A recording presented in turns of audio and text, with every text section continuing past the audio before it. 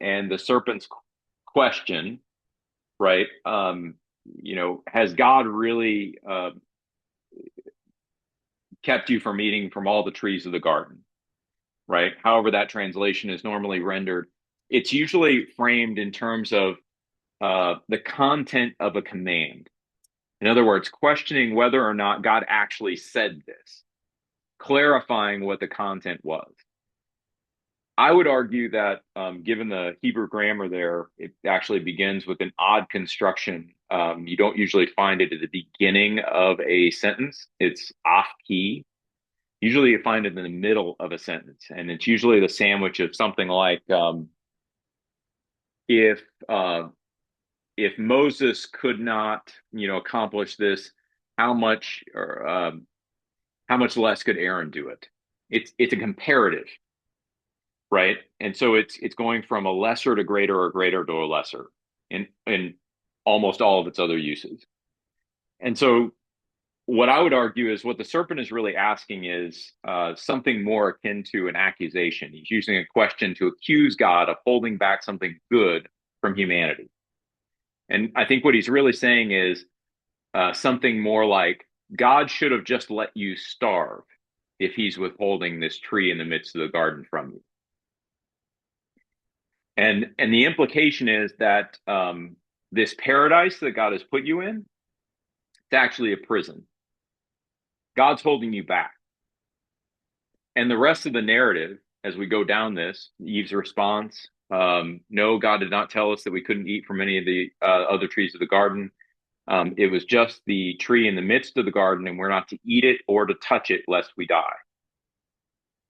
That combination of eat and touch is found again in the clean and unclean legislation later on in the Pentateuch. And so what it seems like is Eve is saying, she's almost defending God and saying, no, he's not like withholding anything from us. He's actually keeping us from touching something that would be bad for us. This thing is unclean. There's some interesting, the serpent then comes back with, you will not surely die, but when you eat of the fruit of this tree, you will become like God, knowing good and evil. Now, there's some really fascinating things we could look at with the ambiguity. For instance, in the serpent's question and Eve's response, the tree is not named. It's always the tree in the midst of the garden. And so if you can envision the serpent saying to Eve, no, this tree won't kill you, but when you eat of it, you'll be able to fly around like Superman. Far less convincing than actually saying it will give you knowledge of good and evil. You'll be like God, knowing good and evil. So the fact that he names what the tree is going to do is part of what convinces, I think, Eve to take the fruit. So there's an ambiguity aspect. But ultimately, there's this interesting rabbinic exegesis of this passage that shows the serpent holding on to the tree of knowledge of good and evil with all four of his, hands and feet and shaking it. And so the idea here is that even the rabbis are looking at this and they're saying, well, part of how the serpent's convincing Eve to take this fruit is he's showing her that it can be touched and you can't die. So the whole process here is to convince Eve that God is withholding something that would take humanity from here to here. It's holding humanity back. Now, ultimately, this speaks to, in my vernacular, it speaks to an increase in capacity, right? You're here, you could be here, but God's keeping you from that because he's fooling you. He's giving you all these amazing things around you, and you think it's a gift. But what God has really given you is a set of constraints. He's keeping you fat and happy, and ultimately, he's holding you back in doing so. So that's where I get the paradise is really a prison sort of idea. Now, when Eve ultimately takes the fruit and eats it and gives it to her husband who is with her and eats it, what happens? The eyes of both of them are open. They realize that they are naked and they are ashamed. To understand why that's important, we need to understand shame in the Old Testament. The language there is bosh. And what we find here is it's not quite what we mean when we mean shame. We tend to think of shame. One way we think of shame, and I would say it's probably a predominant way we think of shame, is that we have we've been embarrassed. Um, that doesn't necessarily mean that we've um, taken a gambit and failed, right? We could be embarrassed by a whole host of things, right? And they're not necessarily like failures on our part. But in the Old Testament, more often than not, what you see is that boast denotes this idea that you've taken a risk, usually a risk against power, failed, and now you're brought to shame. And so what we're seeing, I think, in the garden in Genesis 3, at the very least, a plausible interpretation of this is that humanity tries to become like God, fails, and in their failure, finds shame. Their capacity, instead of increasing, now decreases. So there's always a beautiful symmetry to the way God, the consequences that God metes out to us after our sin, right? This often happens in the Old Testament. Um, but there's a diminished capacity, and now their nudity becomes an immediate problem. There's a sense of shame and vulnerability in it because they no longer have the capacity they once did when they were dependent on God. Having tried to be independent of Him, now the whole creation is going to react differently to humankind than it did prior to the fall. When they're connected to God, when they're standing next to Him, just like when my son was walking next to me on Michigan Avenue, he could walk differently. When he's not walking next to me on Michigan Avenue, he's going to have more trouble. I think there's a very similar picture of what happens in those early chapters of Genesis. Humankind loses capacity, and nakedness now becomes a problem that needs a solution. And so, what does humanity do? And this is where the technology sort of starts to come in. They make a fig leaf, or they make a garment out of fig leaf. This is, as I call it, if we ignore language, which some people would argue that technology or language is a technology. I don't necessarily agree with that. But the first, at least, material technology that is created is the loincloth out of the fig leaf, the first covering. We can look at that and we say, well, look, there's a technology that's a response to human sin, to the brokenness of the world. And we could also say, look how meager the response actually is. Humankind and technology, this technology is actually sort of, I would hesitate to call it evil, but it's at the very least inadequate. But what I like about this early chapter in Genesis is that God replaces the inadequate technology with another technology. He gives them garments of skin. And so as we look at these early chapters in Genesis, what I think we have is we have human capacity diminished by the fall and technology used as a response to that fallenness to protect and allow for different sorts of interaction within a fallen world. Technology then is not necessarily good or evil. It is just response. Now, that's what I get from those early chapters, right? I think there are differences throughout the Hebrew Bible that we could look at and say, okay, technology could actually be used in a way that advances or seeks to advance human independence versus demonstrating human dependence on God. And so part of what I do in the chapter is I try to distinguish the more dependent we are on God, the more capacity we actually have. The more independent we seek to be from God, the less capacity we have. And technology becomes an excuse often for us to be less dependent on God as opposed to being more dependent on God. So I'll just give you a quick example. David and Goliath narrative. David is getting ready to fight Goliath. Saul says, here, take my armor. David tries the armor on. It doesn't fit.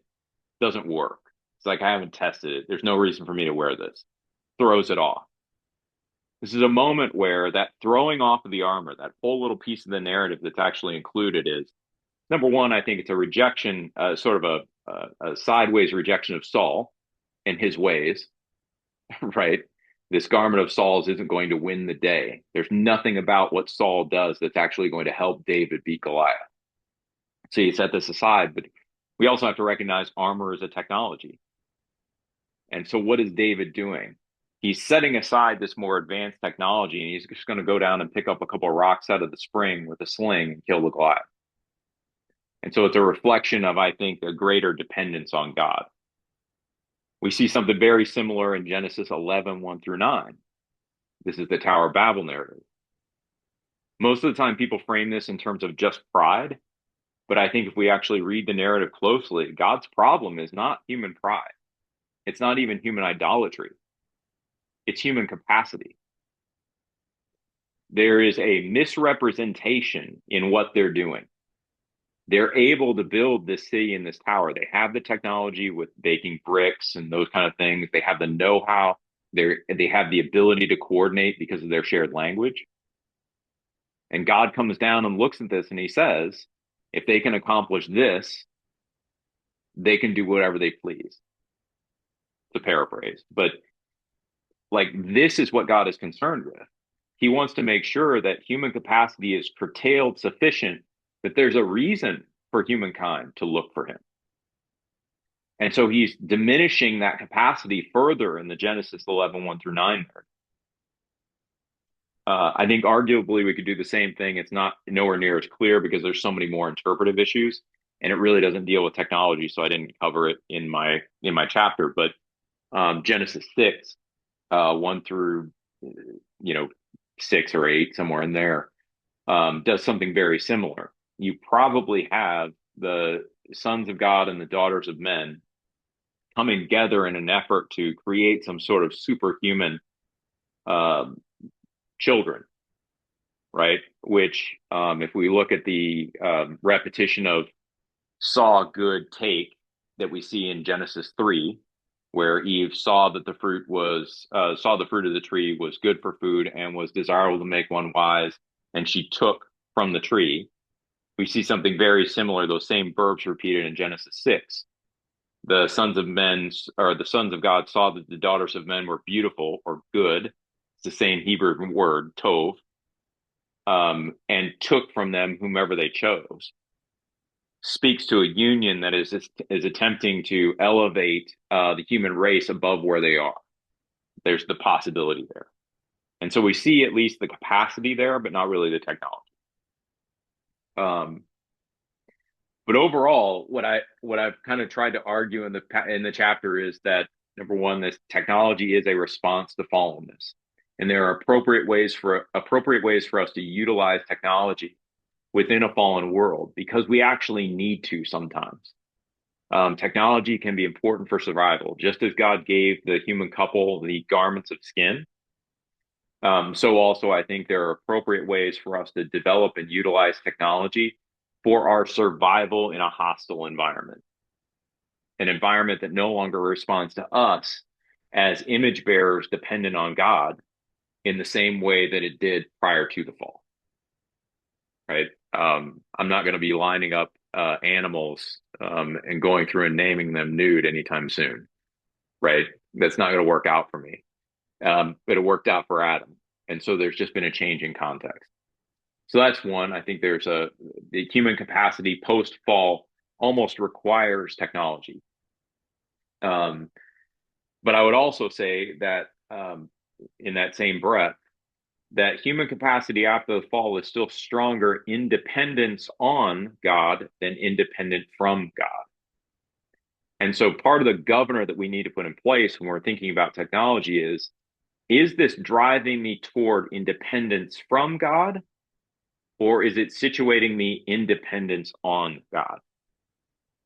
Am I becoming over-reliant on a technology to make life work? Or am I utilizing the technology appropriate to the setting, but I'm always willing to set it aside, like David does with Saul's armor, because I know that I can trust in the Lord regardless of the technology? It's a very subtle problem. And I realize there's not like, I'm not giving you hard and clear, here are the 3 steps to evaluate technology in your life. Like, I'm not sure that's really there, but that sort of framework, I think, is a really, I've found it to be a useful way to be thinking about the ways that I use technology in my life. And then I think the third thing that I would say in all of this that I found really helpful is actually rooted in a gentleman named Albert Borgman's work. He wrote a book called Technology and the Character of Contemporary Society. I may be getting that title wrong, but it's Albert Borgman. He distinguishes between things and devices. I'll use his illustration because I think it's a good one. He talks about a thing, which is like a wood burning stove that used to heat houses. And notice that a wood burning stove in and of itself is also a technology. So this is not an anti-technology sort of move that he's making. He's distinguishing between types of technology. So a wood burning stove, what does a wood burning stove do? Well, it heats your house and it gives you a place to cook. But what else does it do? Well, it creates social relationships. It marks time. If we're going to be warm, we need to gather around this thing, right? It's not heat in every room of your house, but normally when you have wood burning stove, you want to be relatively close to it, kind of like a campfire, right? You gather around the campfire. You don't sit in your tent and be like, oh, thank goodness this campfire is heating up the entire world for me. You sit relatively close to it. So you have to get close to the people who are there with you. He argues that, the father and the son may go out and chop wood. So there's a skill that's learned and time that's spent together as this wood is chopped. You're eating, right? You're waiting for the food to be prepared over this cooktop, and everybody's eating there. It forces people together and it drives certain social interactions. That is his notion of a thing, right? A technological thing. A technological device in his mind is more like the thermostats that we have in our home. I don't know about you, but I don't usually gather my family together to turn the thermostat up. We actually have an app. We just kind of click it up, and then my wife will go in and click it up. I'll go in later and click it down because it got way too hot. And like we have these little wars about who gets to have the house hot enough and cold enough, but there's no real interaction there. These thermostats remove that part of it for us. They drive us away necessarily. They create a distance. Now, we could argue that, well, they actually just free up time. So now we don't have to chop wood and we don't have to do all this other stuff. But if we think about the way these devices sort of change our social interactions, that's what Borgman is getting to, is that it not only provides heat as what he calls it a commodity, but it also removes the necessity of all of these other social interactions that might take place. It makes them at the very least optional. I could still go out and chop wood with my son, I guess, but there's really nothing for me to do with that wood, right?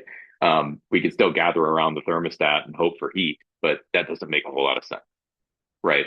At some point, these practices just are intuitive with a wood burning stove, and they're not intuitive with a thermostat. And so this third point is when we think about technology and we think about that sort of independence, dependence kind of language, what we're trying to do is we're trying to gather technologies around us that still require us to put in sufficient effort together. I'm not opposed to efficiency. I like email and word processors as much as the next guy. I can remember learning to type in high school and having to use whiteout an awful lot. It's much easier just the backspace on a Word document. It's fantastic. But I would also say there's certain activities that we need to preserve because the effort we put in is formative in and of itself. Sisyphus, right? Pushing the boulder up the hill, right? We can think of that as, man, poor Sisyphus. Yeah, I hope he gets the boulder to the top because that's the level of achievement, right? That's where he achieves what he's going to do. But the reality is, the act of pushing the rock up the hill is changing Sisyphus. That physical act is actually changing who he is. And so he's a completely different guy than if like we have some sort of elaborate pulley system that's allowing him to pull this boulder up the mountain. I'll illustrate it with one more thing, and then I'll open up for kind of questions. But think of the way I've illustrated this is think about the Good Samaritan, the parable of the Good Samaritan. Imagine if instead of the Samaritan seeing this gentleman by the road, caring for his wounds, taking him to a hotel, paying for his hotel stay, really getting this man this help. Imagine that instead it's the first priest that walks by, pulls his cell phone out of his jacket, calls a med bot that is AI powered. This thing flies in, grabs this individual, takes him to a medical bay, and heals him. And then we ask ourselves, who is the neighbor in this story? At the very least, I think we have to admit it loses some punch, right? The priest taking his phone out of his pocket and pressing a button is nowhere near the effort level that the Samaritan puts in to care for this guy. And so when we're thinking about these aspects of technology, there are things that we shouldn't give up as Christians. We shouldn't give up neighborliness. We shouldn't give up that effort that is required in human relationships, the messiness of them. And we shouldn't be giving up the difficult aspects of following God. We're not trying to make our relationship with God so efficient that we don't have to worry about it anymore. We still want that to be fairly high and prominent. I think that sort of way of changing the Good Samaritan story helps to illustrate what I'm trying to get at, is that at some point, nobody's really being a neighbor. We're all just pushing buttons. And something else is really doing the hard work of caring for the people around us. And so is it compassionate to push the button? Sure. But there's a vast difference between, calling someone else in to help and actually getting in and getting your hands dirty yourself. So as we think about human capacity and technology, those are some of my thoughts on it. Those early chapter of Genesis are really kind of formative for me in this idea. And the general notion is just simply that there's nothing wrong with technology, but we do have to understand that technology is a response to the fall that can lead us either back toward dependence on God or away from God and trying to be independent of Him. I'll leave it there and open it up for questions.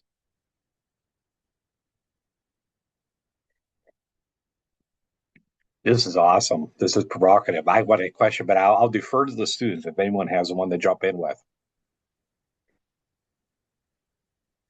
Okay. I don't want this to be a distraction. My goodness, you got me thinking here a little bit. Oh, hold on. I think she has a was there question. someone? Yeah, I go didn't ahead. see it. Paula, Yes, you yes. want to go? I didn't raise my hand. I'm sorry, Dr. Blair. I didn't raise my hand. Okay. Well, you uh, always get. uh, I'll always defer to you, Paula. Dr. Spencer, this reminds me of you was talking about dependence on God and how the Spirit leads us to reach out to people other than just texting them, give them a call, or go visit.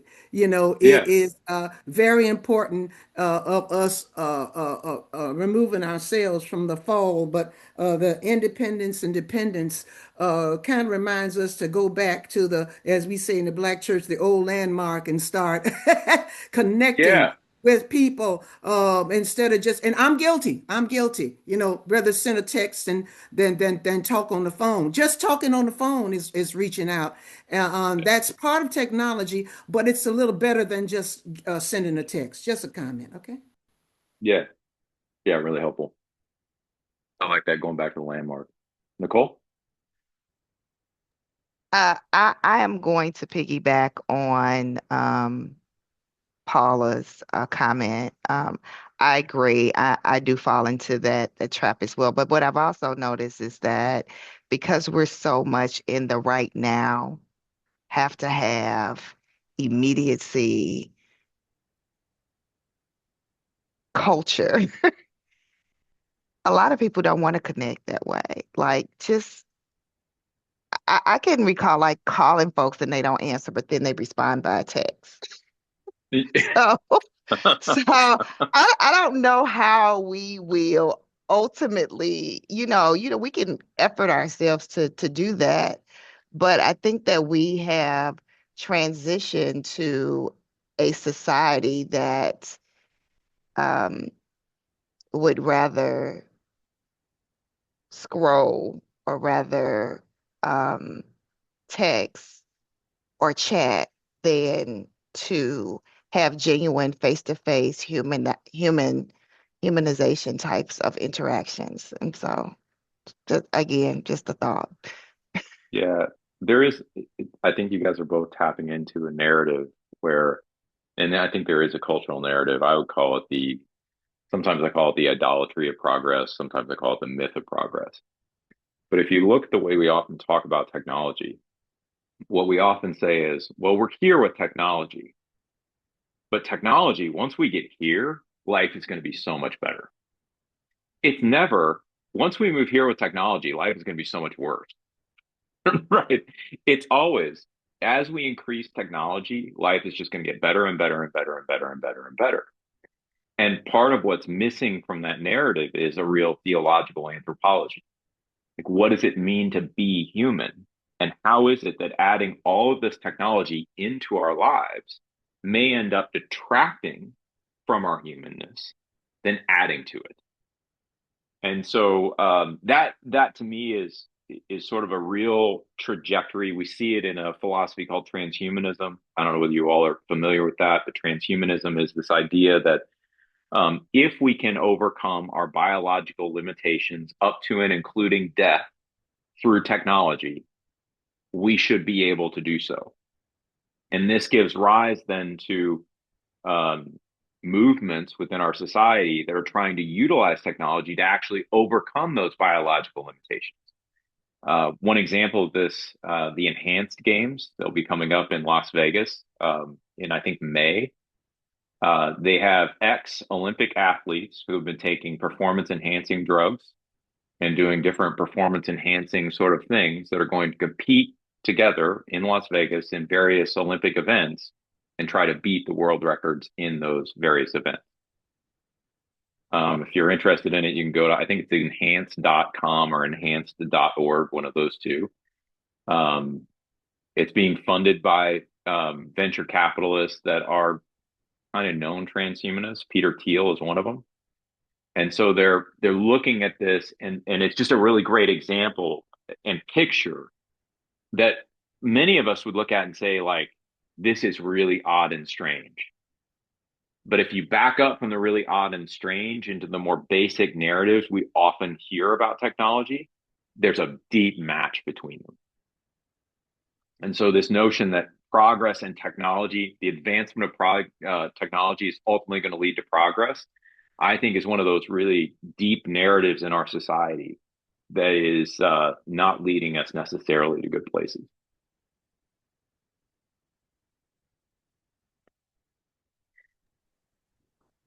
I'm finding this personally very timely. I'm actually working on a presentation I'm making for a group of Kairos students on Monday on the anthropological implications of artificial intelligence. The Yeah. Imago Day, or um, algorithm, I think is what we're calling it. And Yeah. this question of preserving the human dignity. But let me go in a little bit different direction here, because I'm probably off the beaten path a little bit. Some years ago, I got entranced with the idea of the fall. The word is not used in Scripture as anticipatory disobedience. That the intention was that those first humans would mature into a place where they would be competent to be able to handle this distinction between good and evil, and therefore could live forever with that. And so they short-circuited the process, like a 12-year-old grabbing the car keys and going out and wrecking the car a little bit. And to me, that makes an awful lot of sense of the story. And it may not be right, but that makes sense. So my question is, however, was it then part of God's intention that these humans would mature into the place where things like technology, however defined, would be part of this maturation process, that we would come to it eventually anyway?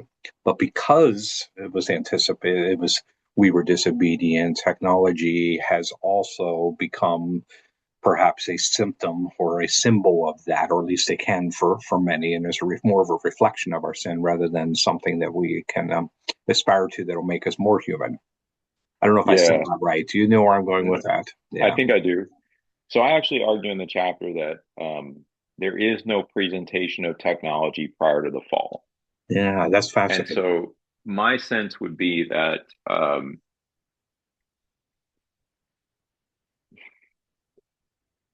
I actually don't think that the human beings were um, naive, right? We often hear that they're innocent, and that what we mean by innocent is more like naive, right? They're Yeah. just sort of these ambiguous characters who just have no idea what right and wrong, right? I think they are untested. I think it's the better way to think of this. And so, as they're interacting in this pre-fall world, there is no need for technology because, and I argue that their nakedness is a piece of that. Yeah. That their dependence on God in that moment, their proper functioning as vice regents and as the Imago Dei, um, demands a certain respect from the surrounding environment, and that God has set up the world such that as He created them, so they can be. But because they're untested, this opens up a potential for human sin that is ultimately realized when the serpent comes and tempts them. So I would say no. I don't know that. It's hard to know. I'll say it like this, Tony. I'm not sure how confident I would be to infer that just because Genesis 2 doesn't reference technology, that it never would have developed. Mm. I do think that the narrative as written um, highlights the fact that technology was needed after the fall. Different than saying that it wasn't needed prior to the fall, right? Yeah. But my gut instinct would be to say, no, I think what's happening prior to the fall, and this goes to some of the language related to, if you remember, there were no shrubs of the field because man had not created, God has not sent rain, and he had not created man to till the ground. The actual Hebrew there, shrub of the field, is almost like a technical term. And you don't see it again until after the curses of at the end of Genesis 3. And so the vegetation that is available to humankind for food, the implication I think is in Genesis 2, the vegetation available to humankind for food doesn't necessitate humankind's effort in the same way that the shrub of the field growing after the fall is required. That suggests to me that what's happening is that the world is reacting to humankind in a different way prior to the fall than it does after the fall. Hmm. And I would tend to say I don't think they would have ever needed technology prior to the fall. It's a response to the curse on the So ground, and of course, the humans were not cursed. Sometimes Christians that's get what I confused. think. Yeah, I think that's what it is. That'd be my gut reaction. But I don't hammer that home in the chapter. I Hmm. actually try to keep it pretty even because I think there's just a speculation there that we don't want to get into. Um, I'm yeah, reminded of the Paralandra Chronicles of C.S. Lewis. There's one in which his character visits a place that had never experienced the fall. And as I recall, it's been decades since I read this, but it looks still like a garden. It's not a that's city. It's right. not a technological paradise. So he's kind of working under that same assumption. Fascinating. Yeah, I think so. I think there's no need for it. Even if we look at something like the new creation in Revelation 21:22, there is no temple, right? Which is sort of instructive, right? There are other structures there, and I don't think the Bible thinks of technology in the same way we do. So I'm not trying to be slavish about that. But what I would say is you have the tree of life, multiple trees of life just lined up along this road. that it seems like humans can just freely eat from. And so there isn't an effort that's going into this survival. It's a renewed relationship between humankind, God, and creation that is only really seen Genesis 1:1 through, let's call it, the end of chapter 2. So Yeah. the choices available to us then, I think, well, I'll tell you what I think I hear you saying, but I would ask that clarification. Sorry to monopolize here a little bit, but if as a result of the fall, technology is what? A, an evil that we must live with, B, a necessity for living in a world that is constructed the way it is, or C, a benefit for those of us who want to use it to seek God, or D, all the above. Where are you coming down on that? Yeah, so I would say more B. Okay. It's a response to our diminished capacity, where now we need this to survive in a fallen world. There's a necessity to it. And that necessity, just like uh,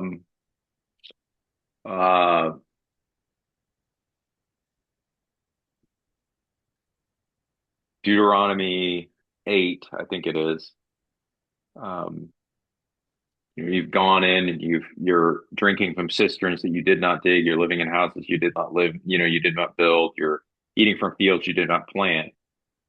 Be careful that you don't forget the Lord your God, because I am the one who's given you the power to create this wealth. And so you need to remember me. I think technology functions in a very similar way, right? Technology is a gift. It's something, as we see in Genesis 3, God gives a technology. He gives that garment to help humankind survive in this world.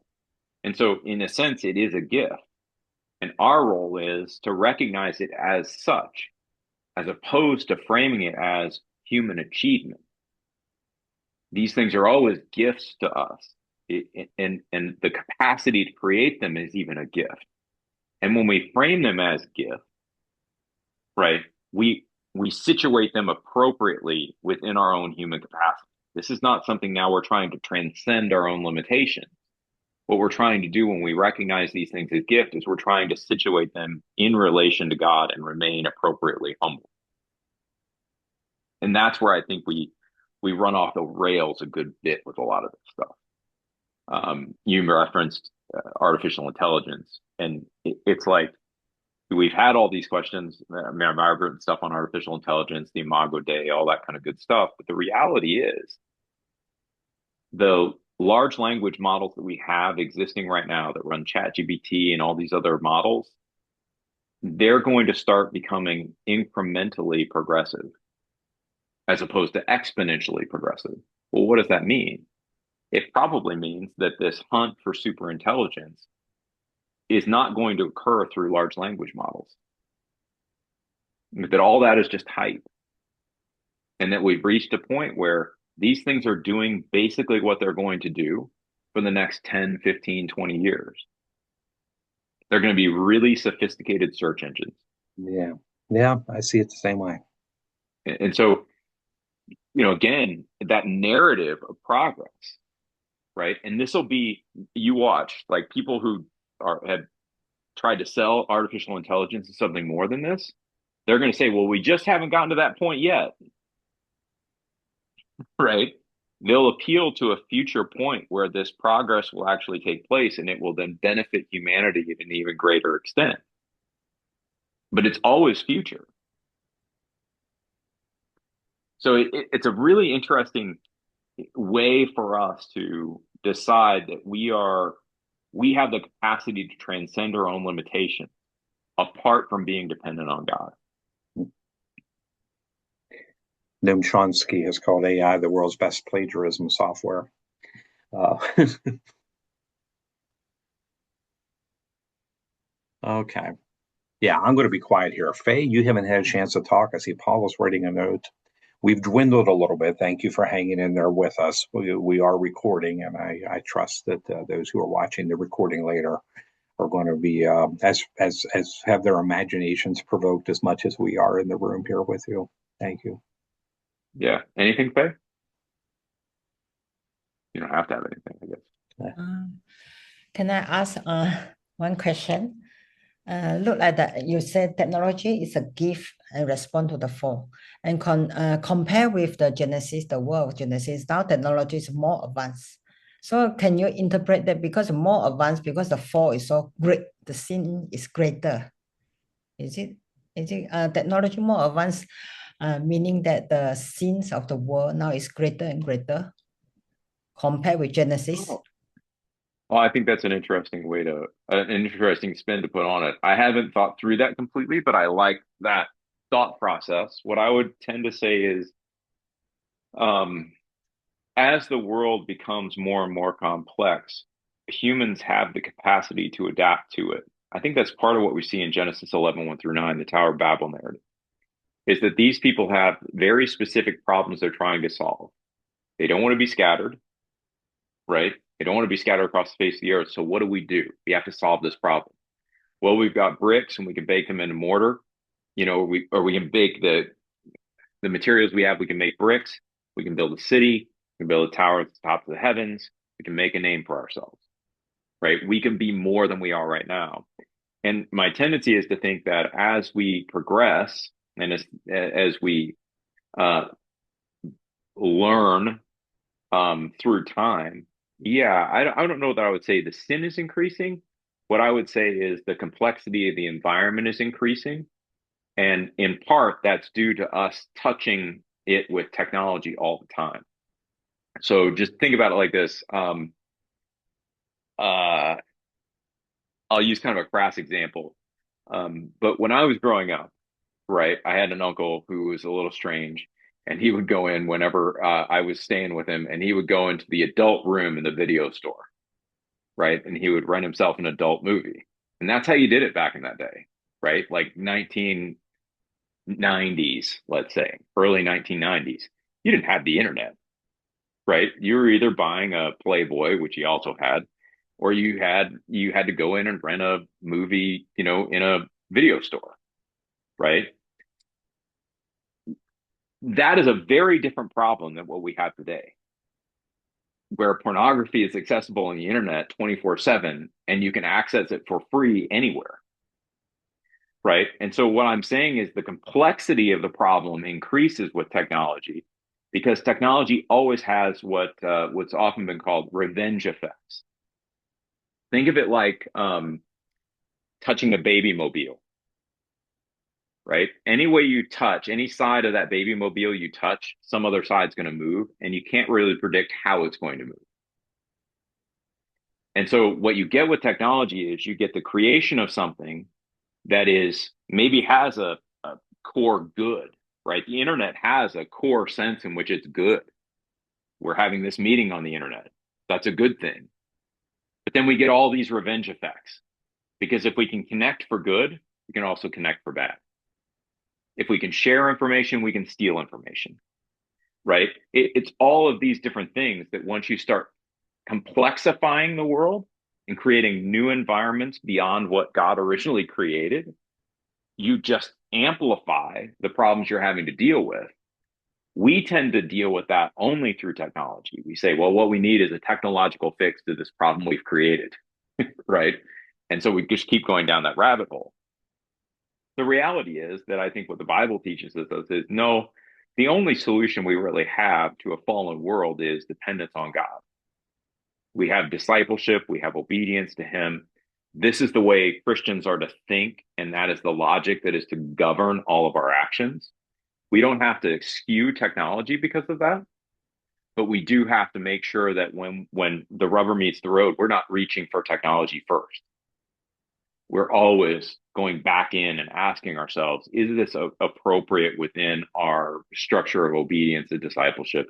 And we're trying to really, the way I usually phrase it, Christians should be trying to respond to God from within a situation, as opposed to responding to a situation as if God doesn't exist.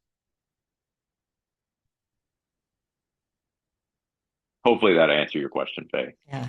Thank you, Dr. Spencer. Yeah. We have only a minute or two left. If there is additional dialogue here, we don't need to do that, but I think there's enough to. I'm going to be pondering this for days or longer. To what extent, I thought it was so interesting that you spoke of the naked and unashamed verse in the second Genesis creation story. Is there something there that foreshadows the liberated state that we receive in faith and then finally in the resurrection? Like, are we made to be creatures that hide ourselves with clothing? In the vision in Revelation 21 and 22, will we be jumping around naked, or will we be wearing fancier loincloths?